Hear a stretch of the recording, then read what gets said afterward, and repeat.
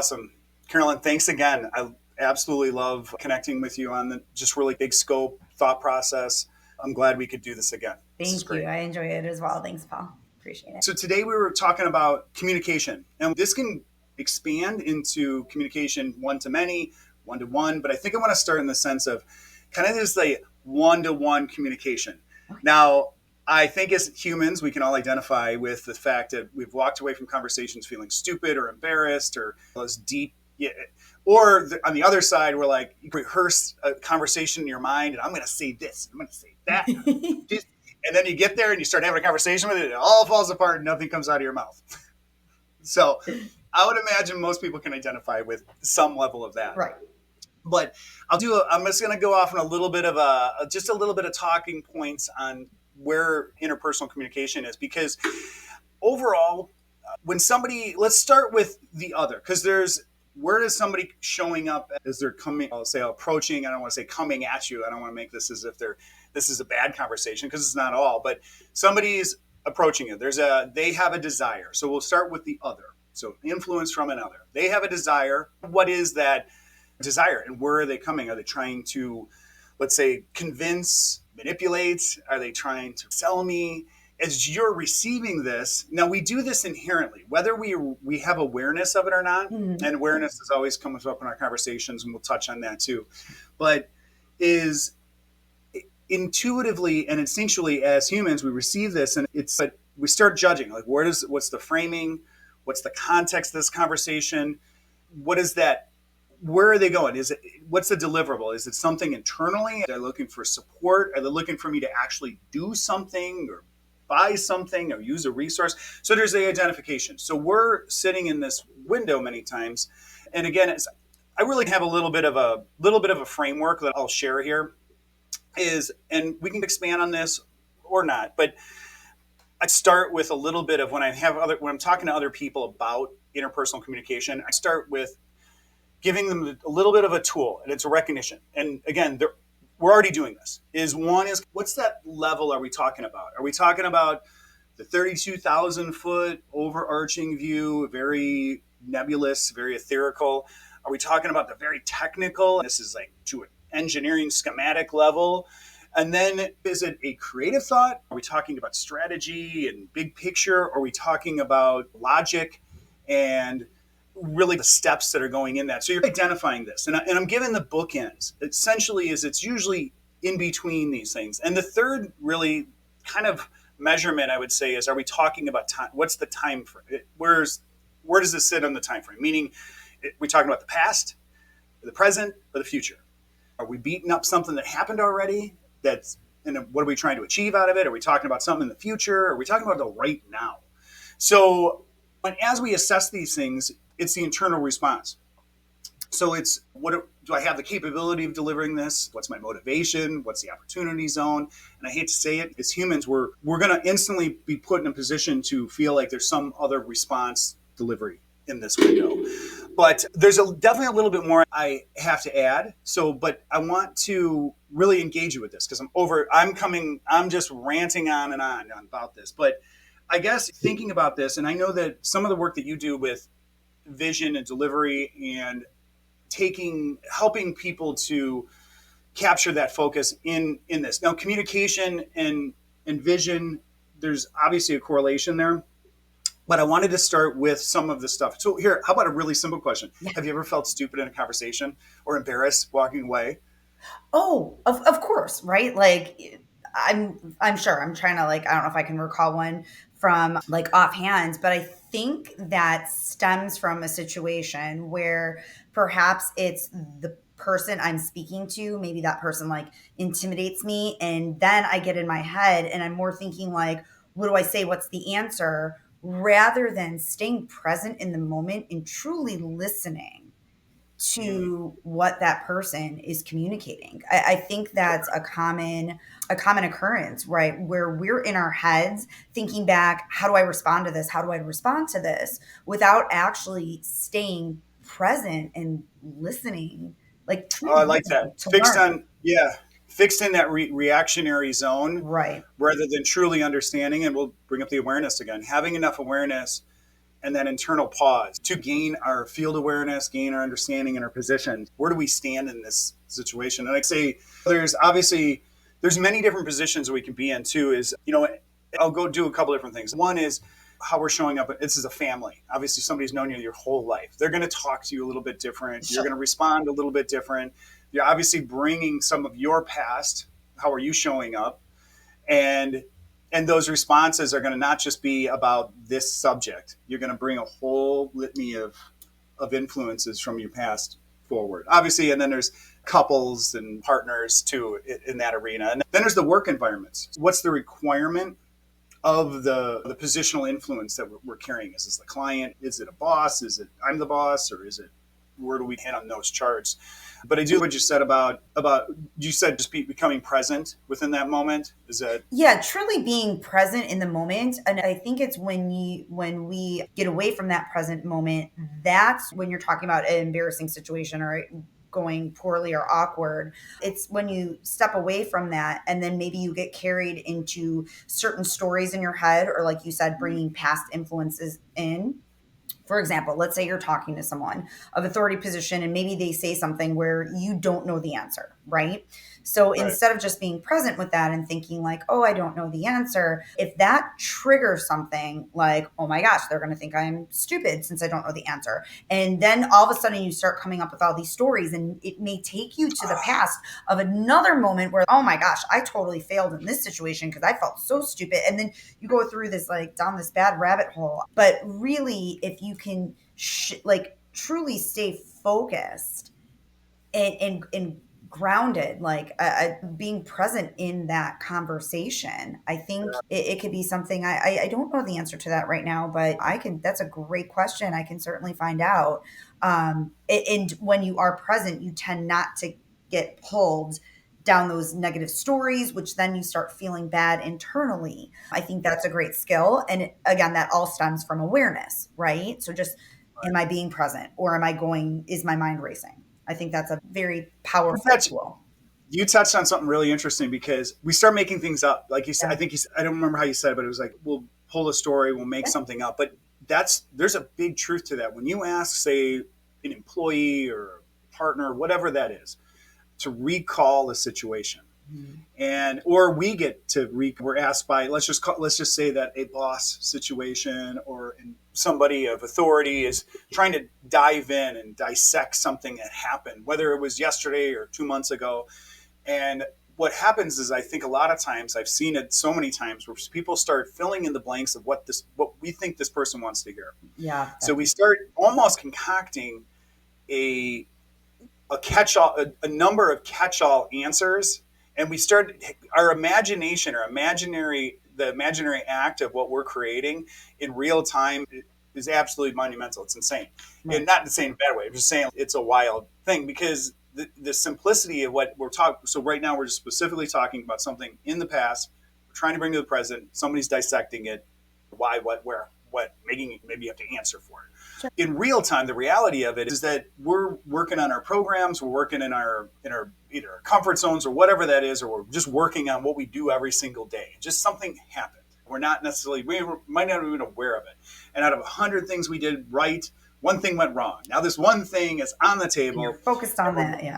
Yeah. we're focused on it. So now I think the imagination thing is a really interesting thing that you tied into that, because we start concocting and start filling in the gaps, when in the reality of it was just another thing that happened in the day. In a sense, it was probably even benign, something that went sideways or something external that happened out of anybody's control. And clearly this is very arbitrary. There's not specific, but I do like that. And I think what you had said, present or pause, maybe you said, and I know you've talked about that breath. Take the breath, Yeah. take an inner breath. I even imagine it as an emotional or mental breath where you pause for a second. Exactly. Exactly. Where you just, Because if I'm sitting here and talking to you, grounding I'd be breath like, too. you're gonna be like, what is this guy doing? No, really, it does. It grounds you. It brings you back to the present, and also, I believe it shows the other person, and it may even be in a nonverbal way, that you're listening to, right? That you Yeah, were present absolutely. and you were listening to them, and that you were digesting what they told you instead of speaking just to listening to speak. So I actually think not only does that serve us from a moment of gathering our thoughts and being grounded, but it also shows the other person that you're really engaged and you're hearing them. Yeah, that's really insightful because it does. I agree. It does show a level of respect Yeah. to the situation that you're engaged with it. I'm here. I'm present with you. Yeah. I want to get.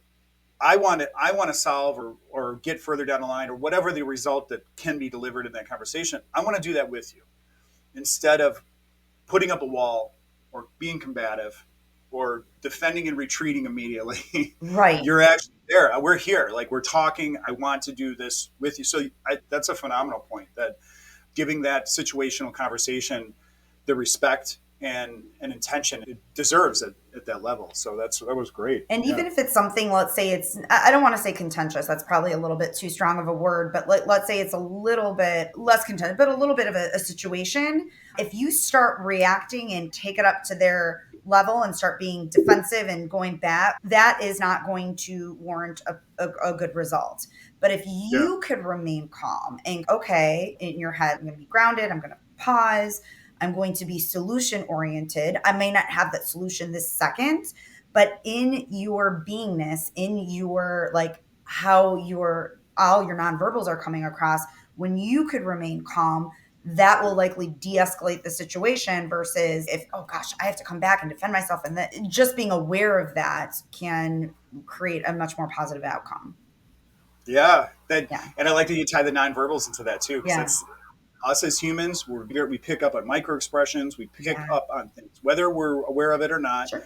We're constantly scanning the environment. But I love this window of the pause because also I believe what comes out of it is the truth and a sense of that openness and vulnerability come Yes. into that window.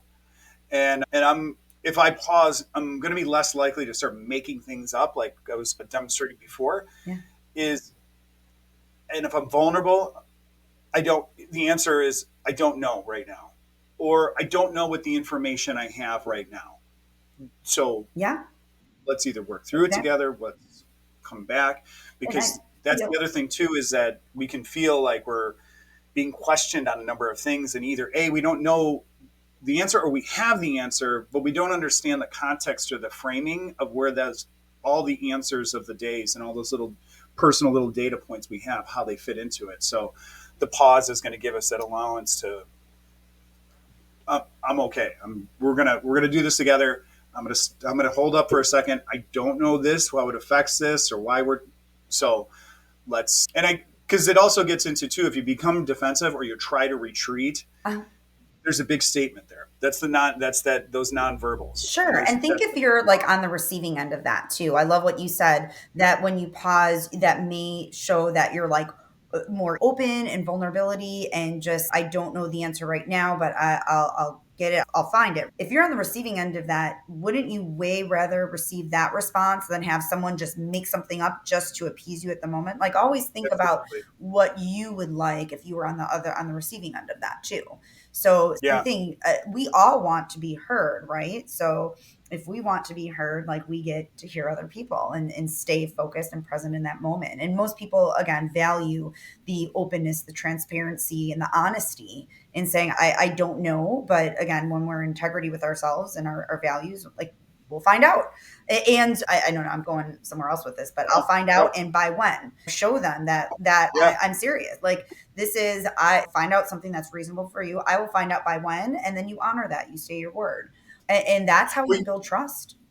yeah, absolutely. And what you did there too is that if you add the when, you're giving a parameter in the sense of you're closing the loop. Yes. So us as humans have very hard times of not closing loops, Yeah. or if there's something that is to be continued, let's put if we have the built-in parameters that helps to close that immediate loop so we put a bow on this right this conversation right now, we're going to bring it back, it's going to look different, and we're going to come bring it back to the surface. I love that you said closing the loop because that's another thing that we may not realize consciously that makes us if there's not a by when and there's an open Yeah, loop, we're feeling uncomfortable on the right. receiving end of it, right? So that's just great awareness by when you could just say, by when you're closing the loop and that other person's okay. Like they maybe not even consciously knowing that they're more comfortable because of that. Absolutely. But yeah, Yeah. that's a great point.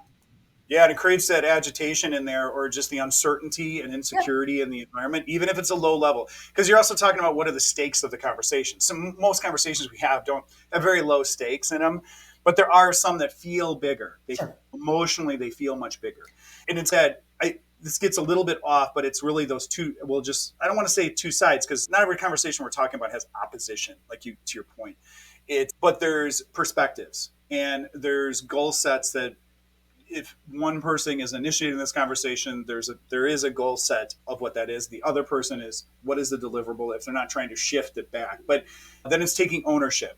Yes. So again, this is going to come into the ownership, setting the parameters around it. How are we exiting this specific conversation to bring it back up again, where it doesn't get lost in this nebulous, or I'm not volleying it back to you. I'm not taking you're Yes. asking me a question and then I go, I don't know, Carolyn, you told me that one other thing the other day. Maybe you should look into that. Like I'm volleying it back to you. Now there's Right. nothing more frustrating than And I that. think So that's even like the whole by when thing. I think that's more to be aware on a personal side. Like that's yeah, expected on the business side, right? Like it's like at that absolutely. point, You're it's absolutely expected, like deadline by sure. when. But I think if we take that into our personal life, that's the closed loop. Where if it's a casual conversation, yeah, I have to get that over to you. Oh yeah, you wanted to borrow that? Okay, cool. But you don't like in one person's head, they're like, oh sweet, they're gonna probably swing by and drop it off today, but you're thinking like, oh, that party's not till next week, I've got a week. Little things like that where you're not in the business mindset of Yeah, deliverable.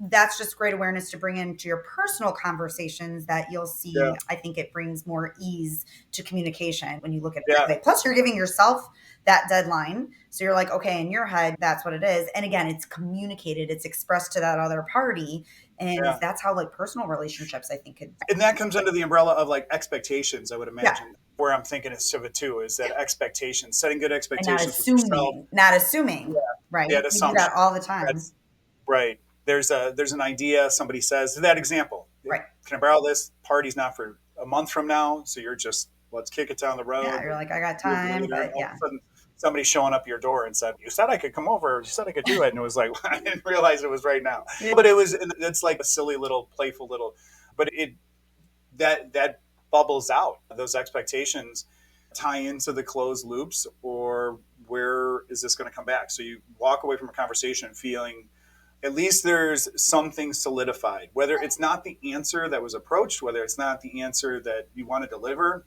that there's a collaborative agreement in a Mhm. sense. And I know I'm speaking almost sounds like business jargon, but it spills over into everything. There was Right. some type of collaborative agreement where we walked away going, okay, well, we're going to solve this another time, and here's the parameters around it. Yeah. And I think, and again, too, is everything we're talking about, too, is this is something that everybody's already doing. We're already doing this. We already feel these things. We've walked away from conversations feeling used, or it's here we go again with this person. I've known them for a long time and they're abusing the situation.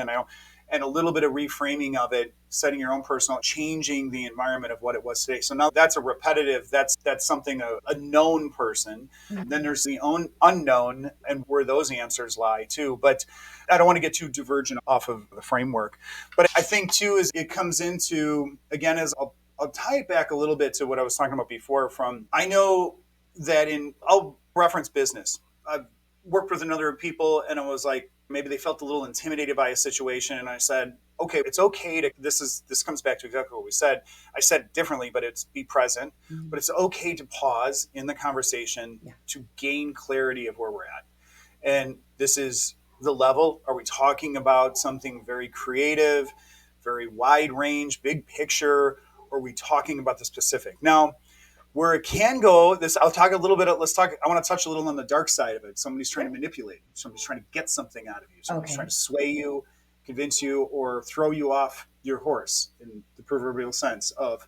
And they're going to use tactics like I'm talking big, obscure, big picture, and then we get something specific, and then we use the specific to measure it against the big and obscure.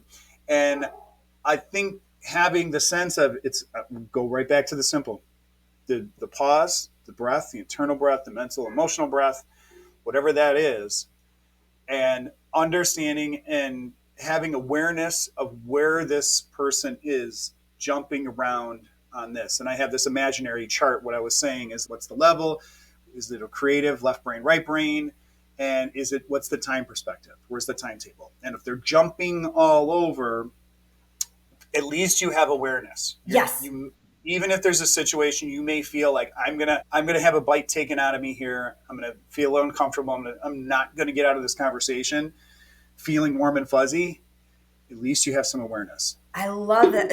This is actually a really great topic. And also, what came to mind to me as you're explaining this is when someone's all over, like high level, minute detail, all over, and they're trying to manipulate, pausing and the power of asking questions. Really, please help me understand where are you going with this? Or ask the question. Absolutely. So then have And them clarify. And I'm very, especially when it comes to a manipulation or if someone's trying to guilt or shame or whatever that it may be, I always set the intention if I'm going to a meeting or something like that. I am always going to be solution oriented. So if I see something going down a path, it'll almost be a pause, like, okay, well, what's this result? What are we looking for? Okay, so let's shift. How can we make this? What can we do to work towards that? And sometimes it may be shifting that conversation. And I think there's also a power in asking questions. What would you like to see the end result be? Okay, cool. Okay, let's start focusing on that, right? I'm just thinking if there was like a work situation or there's a lot of people involved and so many people like to like point and it's the blame game and this isn't working because so I that person dropped the deflect. ball. Okay, at that point, it is what it is. What are we going to do to solve this? What's Right. the solution? See, Yeah, then you that's could just it's ask it back. absolutely. I love that because it was a coming at in this scenario. You can describe it. There was energy coming. There was coming energy coming at you, and it's not that you transmuted it and deflected it back. It was that, like, okay, what is that solution oriented? Like, you're obviously upset now. Right. That's okay. Completely What do you understandable. want? If they're What? not Yeah. what Where they can we want go? for the solution, Yeah, to diffuse this, to redirect it. What right. is that? Now there's another person sometimes in there. They don't want any solutions. They just want to come and complain to you. So at that point, as I call it, that little bit of, they want the cheerleader. So they're coming to convince you. They're going to give you a bunch of information. Now I think of too, as I think of decades ago at this point when friends were dating and stuff like that. They're like, he did this, and don't you agree? He's a jerk. Like, I'm being silly with that one, but like, if he did just that, yeah, I guess he is, but it's bigger than that. So you're just looking, is there something, are you asking me, I'll stick with that one. Are you asking me, should you leave him? Are you asking me, work it out? What are we getting at? It's in this little playful little scenarios is that sometimes people, even it's work things too. They did this. And essentially, as you can probably start to read between the lines, at some point they might have felt silly, exposed, or dumb, whatever it was. They have an emotion built around this, and they're just looking for somebody to have a cheerleader in their corner going, yeah, you're great, you did the right thing, or whatever it was. So Sure. there is some of those conversations. Now, I detracted what we were saying before, but this also comes with that sense of awareness. Some Yes, I conversations was just don't gonna have a say. solution. The Some people point of the conversation isn't a solution. right, It's maybe they just just wanna be like you said, maybe they want confirmation. someone a cheerleader, maybe they just want to be heard. They don't want I Great think a point. lot of times too, we're conditioned to, "Oh gosh, we have to give advice and help solve their problem." Yeah, Sometimes people that's just true. want you to listen. So again, it all comes back and that's why I love when we talked about awareness. It really all comes back to, like, awareness and being in the present moment and trying to gauge what do you think this person's looking for and just trying to be that person for them. Yeah, yeah, and I like that you did say we do have some people more than others, but there's that problem solving in that. It's that, but it's, by essence, though, is that's us caring.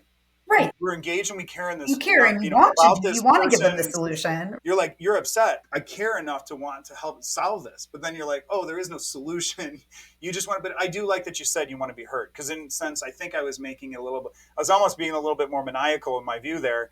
That's a form of manipulation and stuff like that. But sometimes you're right. Sometimes we're just broken creatures and we just want to be heard. We're a little Yeah. fractured, not maybe not broken, but And maybe that's where uh, that pause comes in again. As someone's done talking, if you pause, listen, are they asking, what would you do if you were me? Are they asking that? Because if they're not, sometimes just try to gauge that. Maybe they just want to be heard. So it's like and in that pause, like they might then continue to keep speaking, right? Yeah. Or that may be when they say, what would you do? And then I think another great thing is before you give advice, just say, oh, do you want to know my opinion or my approach? Because sometimes people don't want that. So it's nice to also ask permission too. Do you want my Yeah. feedback? Do you want my perspective? Or ask them first. And I have framed that for people in the sense of too is I'm saying this as if I personally am in that seat. Yep. But I do see you as probably you're probably going to handle it a little different than me. But if I was sitting in the seat, I'd probably go do. And at least gives them that separation where I'm not telling them what to do, I'm not telling them how to think because Yeah. nobody really wants that either. But Right. I do like that what you're saying is about asking. It's almost that permissive quality or understanding of having enough awareness to understand that do they really want to hear this? They don't want to be, they want confirmation to be heard rather than do they truly want engaged advice? Because there is a difference there. Yeah. Even though sometimes people say, yeah, what do you do? And they just, it comes back to confirmation. But this is also too, is something I said in the beginning was, I guess it's what can we, and maybe this isn't the right frame of words, but it's what can we deliver on? So if somebody's, we're in the conversation. What can I deliver on? Is it an emotional internal? So when I say internal, is this just emotional internal work for me with this imaginary conversation, where I'm either giving advice, I'm giving confirmation, I'm giving encouragement, something in that arena, and or am I taking blame or whatever? You can go into a litany of things, but that's all internal work. And then there's the external of okay, do I have to walk out of this actually doing something, and whatever that something is lending, like you mentioned, the lending of the dress or creating a new spreadsheet or whatever that is. Am I walking away having to do a task? So that's creating something in the external world. But then you go to is internally, how are we receiving this? Is this going to be a lot of weight? Is there a lot of influences that I'm going to have to judge? So now we do start to get in our own head. It is as much as I would love to say I'm aware and present in every single conversation, at some level, it's going to come back to me. What's the weight on my shoulder out of this conversation? But I guess too, go back into what you were talking about, is setting expectations and building some of that framework around it. Yeah. And all in all, I really feel like so much of this comes down to awareness and like being awareness and being present. There's just such a power in that. And for some of our listeners, they may say, okay, easier said than done. And for a while, I felt that way too. And that's why I'm just so passionate. And I know you are too about meditation. And there's so many things that you can do. It's a practice. So the more There's you do things like this, the more you practice mindfulness, the more you meditate, the more you reflect and go for walks and do different things, the easier this becomes. Because it may sound super simple as we're having this conversation, but then, yeah, you throw a heated person coming at you with a conversation and it may be hard. Okay, how do I stay present? How do I do this? But I just can't emphasize enough how important it is to, even if it's something small like 5 minutes a day, whatever you can do to like meditate and breathe and ground yourself, like it's worth every second of it. You develop this mindfulness, this awareness that will serve you so powerfully in business, personal relationships, communication, all of this. It affects every area of life. I love it, and that's all within us. It's all within us. That's It's all within us. Yeah, we yeah. just get to practice it. Yeah, I love it. Awesome. Thanks for jumping on today. This was absolutely. absolutely great. Yeah. Thanks again. Thank you, Paul. Appreciate it.